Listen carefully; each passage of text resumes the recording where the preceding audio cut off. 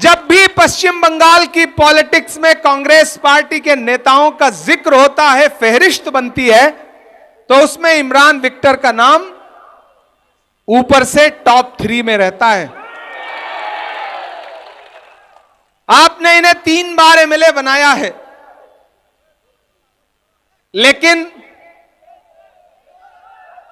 अब ये मान के चलिए, जो लोग आगे खड़े हैं उन्हें खड़े रहने दीजिए, मैं तो दिखाई ही पड़ रहा हूं, कौन सा दिक्कत है।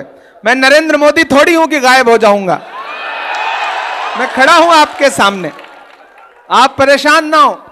अभी तो जो परसीमन का बिल लेकर के आए थे उस पे हारे हैं, आने वाले दिनों में हर जगह से हारेंगे और बिल्कुल ऐसे गायब हो जाएंगे जैसे आजकल अडवाणी जी गायब हो गए हैं।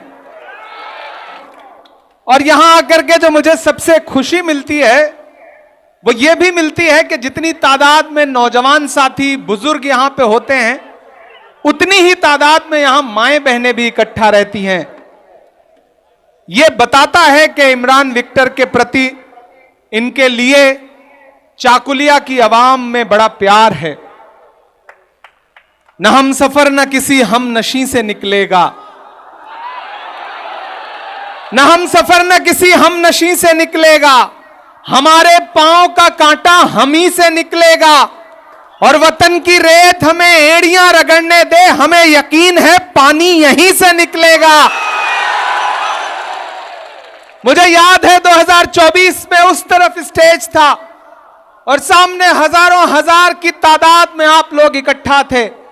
मैं पार्लियामेंट के इलेक्शन में इमरान विक्टर के लिए आपसे वोट मांगने आया था, आपने बड़ी तादाद में वोट दिया भी, लेकिन अफसोस रहा कि मेरा यह भाई देश की पार्लियामेंट में नहीं पहुंच सका। आज वहां जब भी नरेंद्र मोदी सरकार के खिलाफ किसी मुद्दे पे लड़ना होता है तो मुझे उस वक्त लगता है कि काश मैं राज्यसभा में बैठा हूं और उधर लोकसभा में हमारा भाई इमरान विक्टर बैठा होता तो और मजबूत होती है लड़ाई। लेकिन थोड़ा सा चूक गए थे आप, चूक गए थे आप थोड़ा सा। जो चूके थे वो गलती इस बार नहीं होगी ना, नहीं होगी ना। उस गलती को सुधारने का वक्त आ गया है। एक बहुत संजीदा बात आपसे कहता हूं, इमरान विक्टर की पॉलिटिक्स और इमरान विक्टर की सियासत,